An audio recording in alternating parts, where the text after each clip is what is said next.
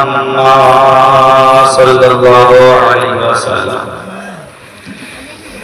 কোথায় গেলে পাবো আমি এমন আপনজন,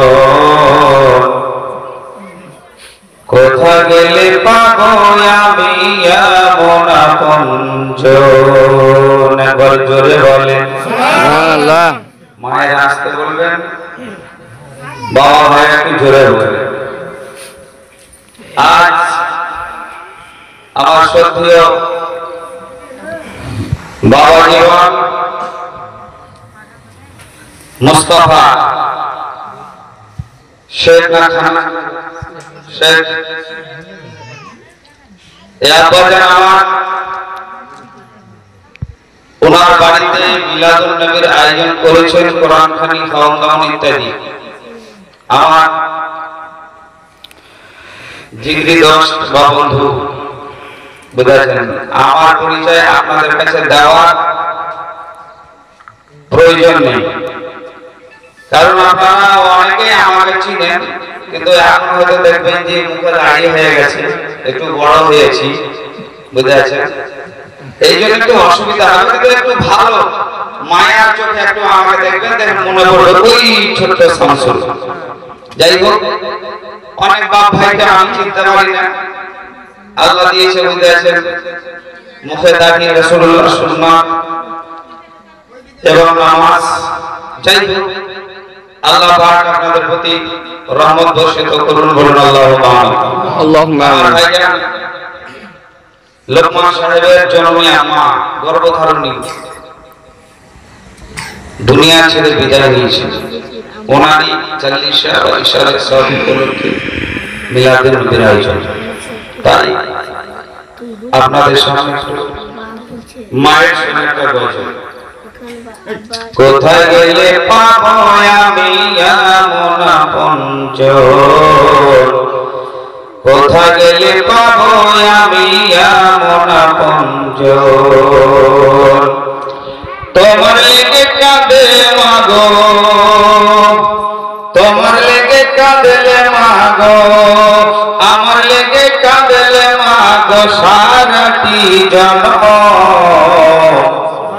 কোথায় গেলে পাবো আমি এমন আপনজন, কোথায় গেলে পাবো আমি এমন আপনজন, কোথায় গেলে পাবো আমি এমন আপনজন। আর কত রাত ঘুমাওনি মা গর্ভে যখন আমি, কত কষ্ট সয়েছিলে জানে অন্তর্যামী। সুবহানাল্লাহ। কত রাত ঘুমাওনি মা গর্ভে যখন আমি, কত কষ্ট সয়েছিলে জানে অন্তর্যামী। আরে তোমারে আমার সুখের কালে মা,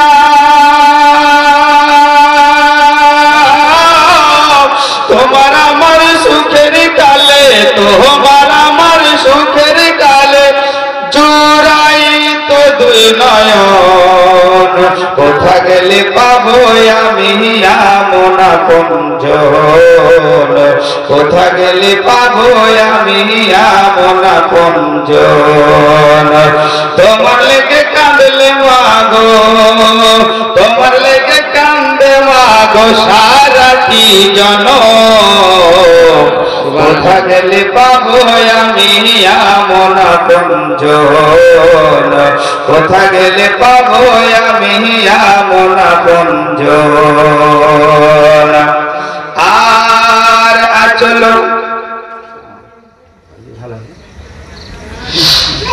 আর আচল তাই আমাগো কহিতে কান্দিয়া, আমার ওই বুকের মানিক আল্লাহ রাখো গো বাঁচাইয়া।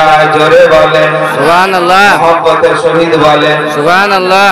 দেখুন আপনারা আমার মা বোন হসপিটালে যখন যায় বাচ্চা ভূমিষ্ঠ হওয়ার জন্য, এমন সিরিয়াস ওই সময় ডাক্তার বলে, মা তোমাকে যদি জীবিত জিন্দা রাখতে হয় তাহলে বাচ্চাকে মারতে হবে, আর বাচ্চা যদি জীবিত চাও মা তাহলে তোমাকে মরতে হবে। ওই সময় আপনার আমার মা বলে, ডাক্তার সাহেব আপনি আমাকে মেরে দিন আর আমার বাচ্চাটাকে জীবিত দুনিয়াতে ছেড়ে দিন। জোরে বলেন সুবহানাল্লাহ। আর আচল পাতাইয়া মাগো হিতে কান্দিয়া আমার ওই বুকের মানি আল্লাহ রাখো গো বাঁচাইয়া। আর চোখের পানি ছাইরা কান্দে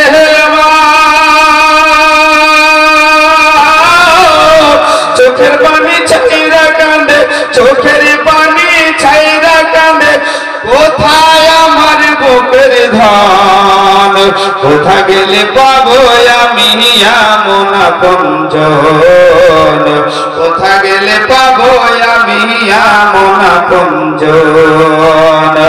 তোমার লেগে কাঁদলে মাগো, আমার লেগে কান্দে মাগো সারাটি জনম, কোথা গেলে পাবো আমি এমন আপনজন, কোথা গেলে পাবো আমি এমন আপনজন।